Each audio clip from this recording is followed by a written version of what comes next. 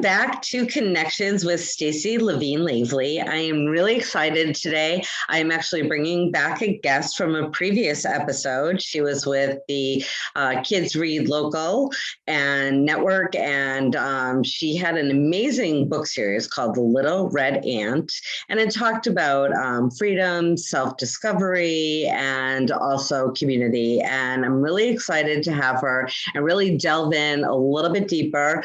She's making a huge impact as far as inclusion and community and things like that. And we're going to talk a little bit about her book, a little bit about the arts, a little bit about, really the messages that they're sending, and also how you can get involved in her, in this amazing program that she's having. She has a board. They're going to be doing activities and, really kind of reaching out into the community and things like that. So she's going to need a lot of help. So I'd like to welcome to Connections, Fern Nissim. Hi, Fern. Thanks so much for being here today. Hi, Stacy. Thank you so much for having me back. It's so wonderful. This program is such a wonderful program, and I'm so happy to be here.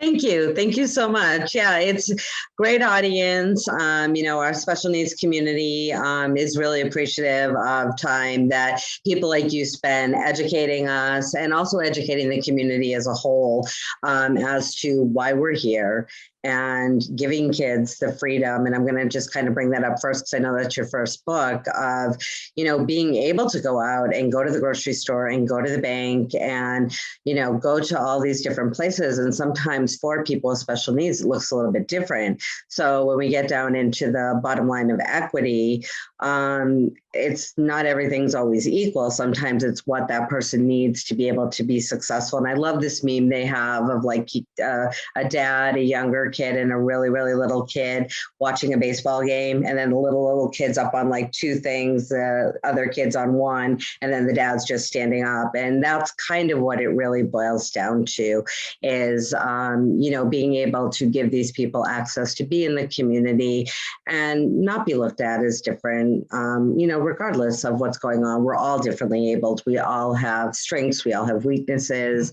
And some of them are just more obvious to the naked eye. And I'm going to let you kind of jump into what the story is, but how it can also, be part of this community as well. So take it away, Fern.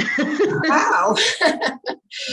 Well, yeah, I've written 2 books and I'm starting on the 3rd one. The first one is the story about, first of all, let me tell you about the main character. The little main character is a little character called, get her right here. Here she is. I love her. She's so cute. She's called Antiline. I don't know if you can see her here. It's 3-dimensional. And she's a little red ant. And the book starts out with her being very unhappy with her life because she lives in an ant colony where she is a servant. And all the words in the book, a lot of the words play on the word ant. So she's a servant, and the colony is not very close by in your house, but it's located somewhere in your neighborhood, maybe in a garden around you or someplace like that. Anyway, she decides that she wants to get away from being a servant, and because she's very upset about the tyrant, who is the one that's actually controlling the colony. And she sets off on a journey to find her freedom. And really what happens is she meets various obstacles along the way, but she's very strong and self-motivated, like a lot of kids are. And she wants to find out more about herself, and she wants to have freedom to be who she wants to be because she feels she's got the right to be who she wants to be. And she's a little red ant. So it's kind of a symbolic story. It started a long time ago. Actually, it started when my dad wrote a story in 1977 for my kids, his grandkids. He was trying to tell us the story of our family history and where we came from. And whenever he talked about it, the kids' eyes would cross, like, okay, grandpa and grandma came, from a country far away, and they had many obstacles along the route. They had, and little kids don't understand any of that. So he decided to put it into the story of a little red ant that had to overcome obstacles to find their way to freedom. And it just becomes something very symbolic because, and it puts it in a context that young kids could understand and identify about this little creature as she goes on her path to freedom. She meets a lot of various characters along the way, and always she says, this isn't the place for me. I don't fit in. I don't know why I don't fit in, but I don't fit in. I've got to move on. I've got to find some place I can fit in. And she continues on her journey. So that's kind of the gist of the first book. It's called Antiline's Brave Adventure. And I'll show you a little bit, I'll show you the cover and more things in a minute. And from there, what happened, just to give you the overview, is after I was done with that story and I read it to my grandkids and they really loved it, they started asking questions about, not only where did we come from, where really did our grandparents come from? So it was a conversation starter. So it ended up starting all kinds of conversations, grandpa and grandma, really, where did they come from? Or the great grandpa and the great grandma. So on. And that led to so many wonderful conversations that it led me to thinking I need to write a second book. And the second book needs to be more about not only finding freedom, but finding yourself and where you fit in. So Antiline is not only, she's happy where she is, but she wants to know more about her family. So she goes on another journey. Now she goes to the ancestry to try to find out what her history is. And she meets many characters along the way. And then in the end, she makes a great discovery. The book is called Antiline's Discovery, True Discovery. And her true discovery is that, in essence, it's not really about yourself. It's good to know who you are and where you come from, but it's more important to know about other people and where they come from and be accepting and have them accept you in community. That's where the second book ended. And then after that, Stacy, I said, oh boy, now I've done all this and I've showed Antiline did this, but maybe I need to show kids how to do this. So I'm working now on the third book called Antiline's Community Circle. And for those that may be familiar with Community Circle, it's just a small circle, or it could be a big circle, of a cross section of all kinds of folks. But the bottom line is that they are accepting of each other. The rules are you can't make fun of anybody. You can't laugh at anybody unless everyone's laughing together. And the basic steps are you must listen carefully and hear what they say and learn from what they're saying. So it's kind of a how-to little book on how to create Antiline's Community Circle. And that's kind of where I'm at right now with the whole thing. It started off being a fun little story from my dad. It's something I always promised to him that I would do it. And it ends up now being a completely different mission for me. It's my mission now. Well, yeah, and it's because it's making an impact, you're making a difference, and you can tell just by really listening to you that it really truly is a passion for you. And the fact that it's almost its own little curriculum in and of itself, of, where you're going from, me, all the way on that journey to some self-reflection of yourself and acceptance of others, and then bringing it all to the community. So it's really a full circle curriculum in reality of itself. And this is going to be, is there a workbook to it, or is it a workbook? Because I know we were kind of talking a little bit about that in the last episode. It's a how-to. It takes you through the steps of what you need to do to create a circle in very, very simple terms. I mean, this is targeted to a very young demographic, and then it has some coloring things in it, and then it has some things you can copy, because one of the things we want to end up with is like a membership certificate. Now that you've finished, now you've created a circle, you're an official member. I want kids to feel like they're really part of something here, and from there, go forward and do more community circles with more friends and create. And there's also going to be a coloring page in there. And one of the characters, his name is Tolerant, right? He kind of leads you through how to create a community circle along with little Antiline.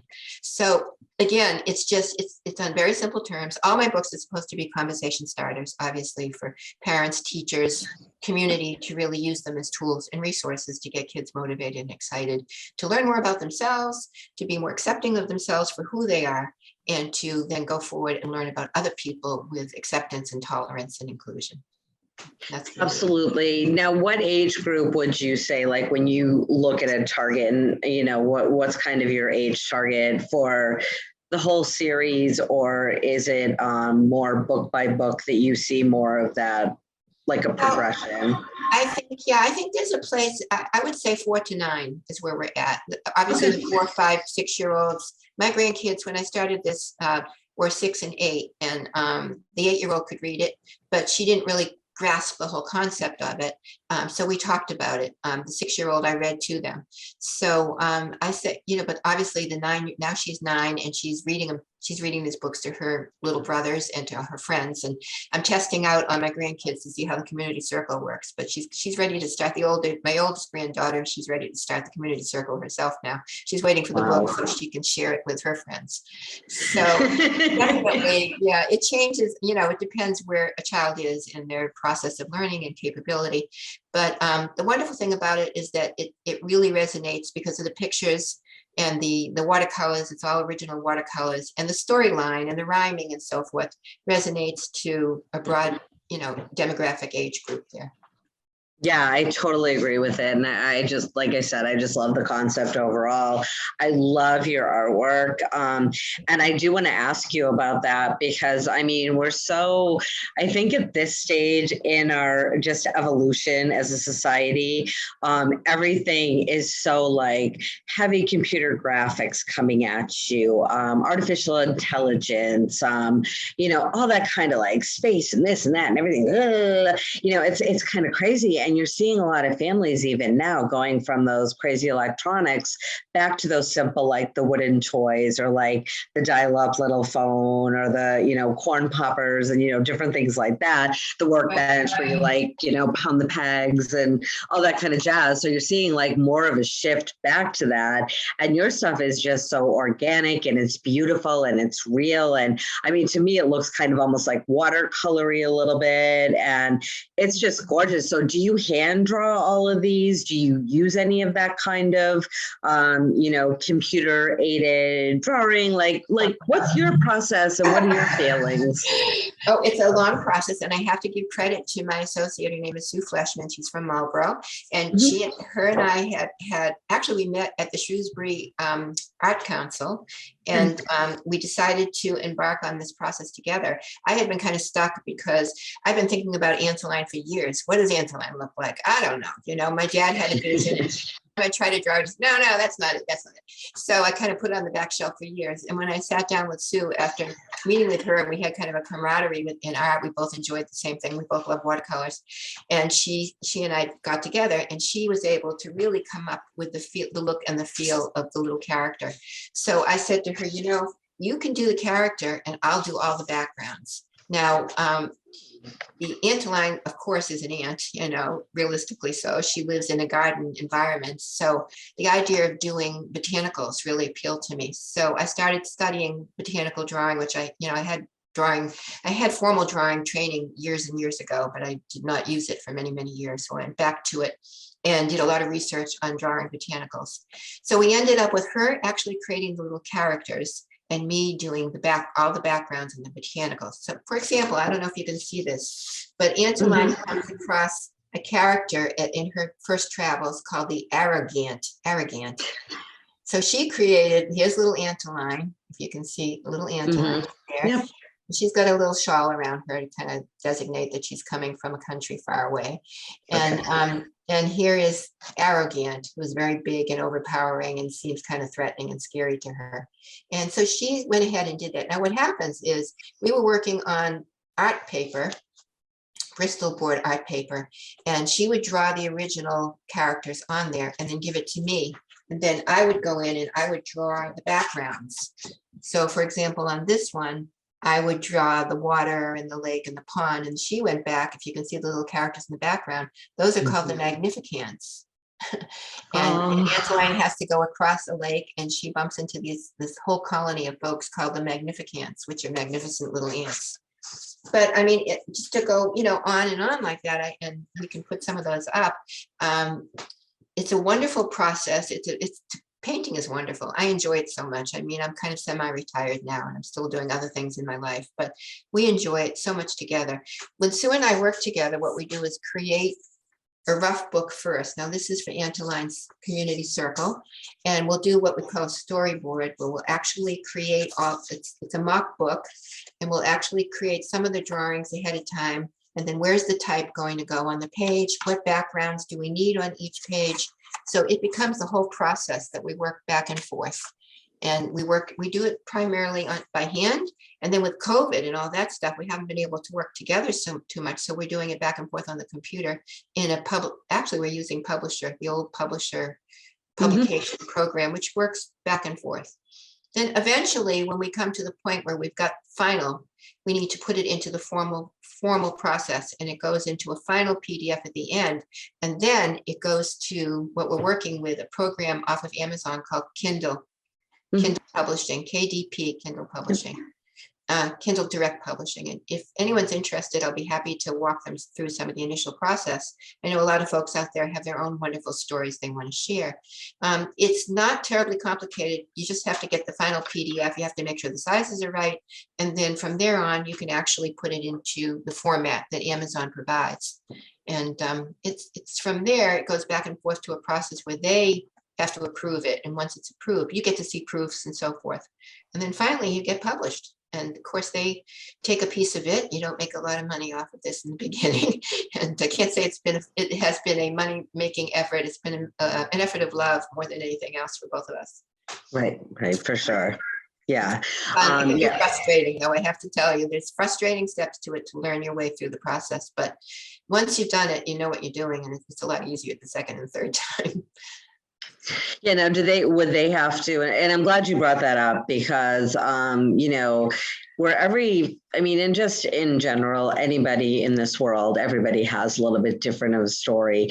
But a lot of families do go through a lot. And I know that some of them, myself included, we did a book called Jagger's World of Autism, Will You Be My Friend? Was it like 5 years ago, I want to say. And, we went through, like you said, the Kindle publishing piece and what have you. And it's a lot, for sure. And, I know a lot of families, I've seen some through the, process of, making some of these kind of books and stories and things like that. And I think that would be wonderful for a lot of these families. So is it a long process getting accepted?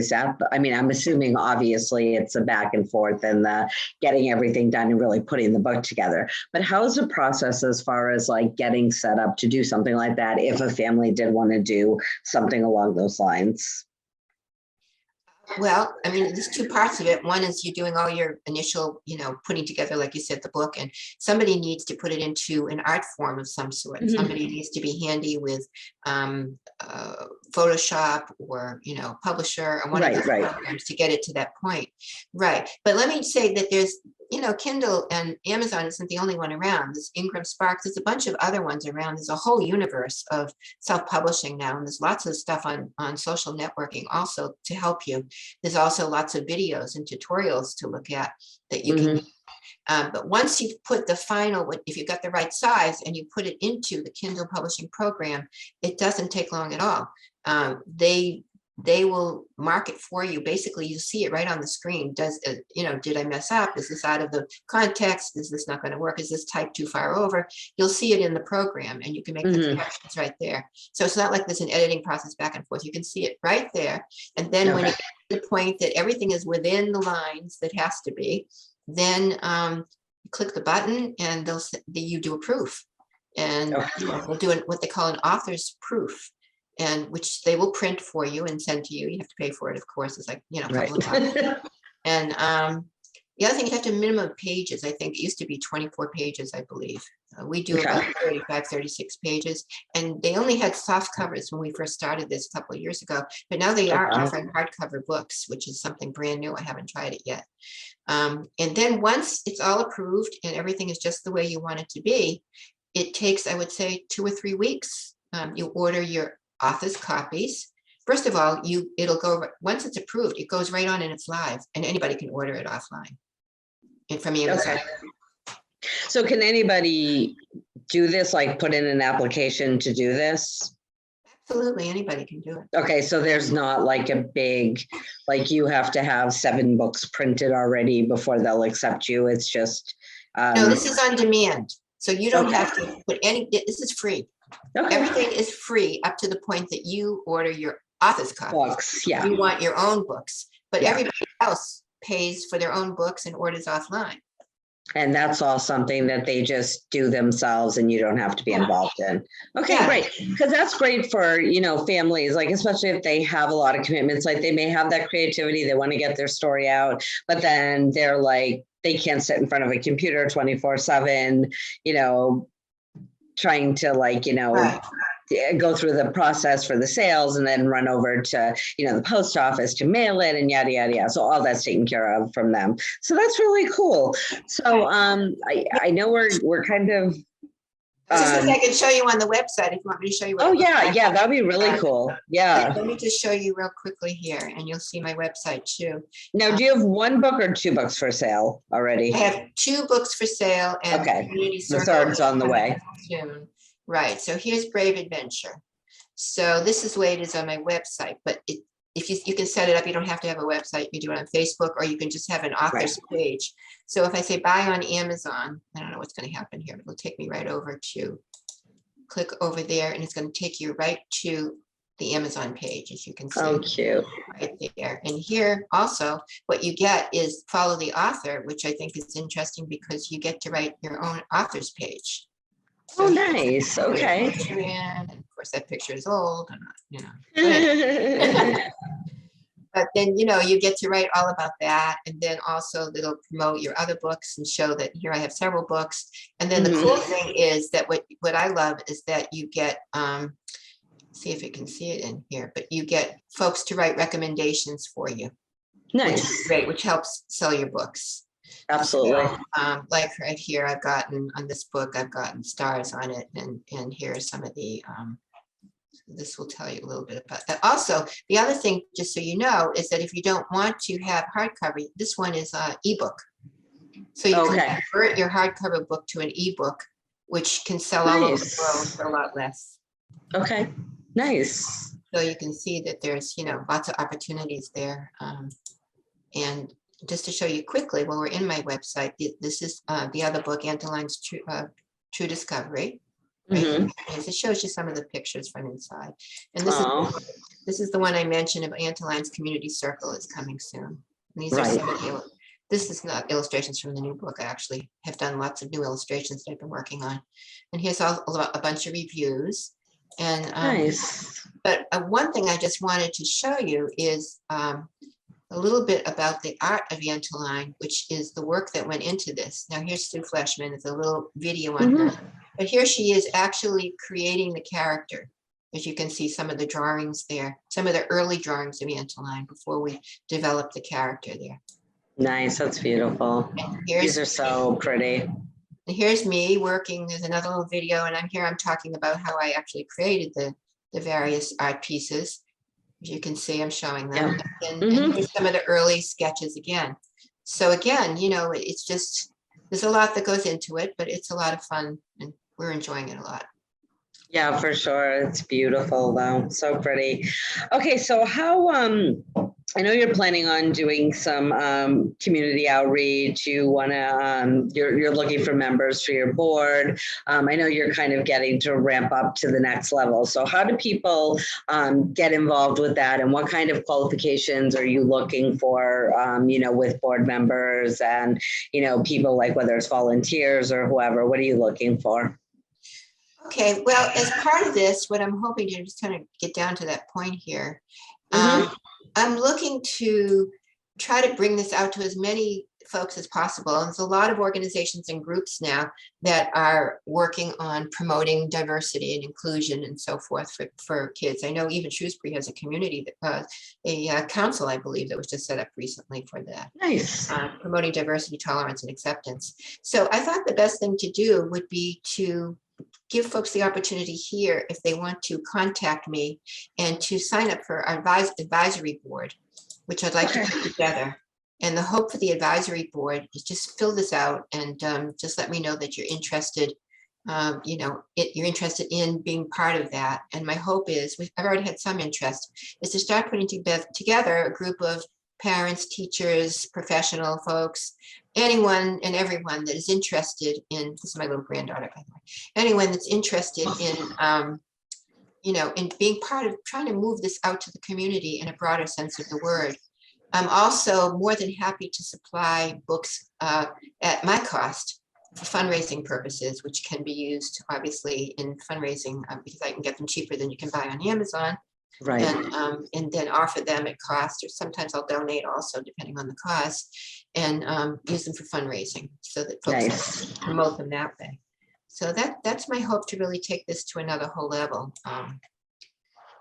By the way, it is going to be on the it's going to be on the YouTube. There's a story time that is actually, the date on this has just been changed to February 5th. It's a Saturday at 3 o'clock, in which this new program called Story Time, and this very professional emergency room doctor in New York has started this. It's fascinating, in which he's inviting folks that have written important books for kids to read their book. Oh, So nice. I am reading, I've already taped it.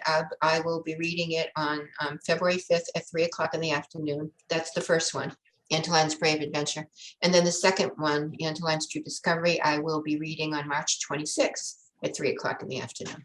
Oh, nice. This is awesome. Okay. So, yeah, so we'll make sure that we're putting your information, your contact information, everything, everyone is going to be down below here on YouTube. And please join her on February 5th, you said? Yes, yeah. February 5th now at 3 p.m.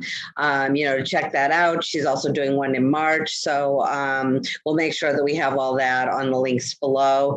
And I just want to thank you today, Fern, for being with me, hanging out, telling us about Antiline and her adventures, for all you're doing for the community and creating the, acceptance and, making sure that kids are aware of this at a young age, because whatever they're taught is what and who they become. And to get this at the foundational level, when memories and values are really starting to be formed and creating that foundation for that particular child, it's going to be really important to carry them through their life. So I thank you for, as I said, what you're doing. And I hope maybe we'll have you come back once the community one is done, and we can chat about that in a little bit more depth and where you are in your mission for, creating, the different community pieces that you're trying to commit. So thank you. Thank you so much for the opportunity. Wonderful work you're doing. Thank you so much. And I want to thank everyone for joining us. Just remember, we're creating unity in the community. Make sure you're part of it, and we'll see you next time. Have a great day. Bye-bye.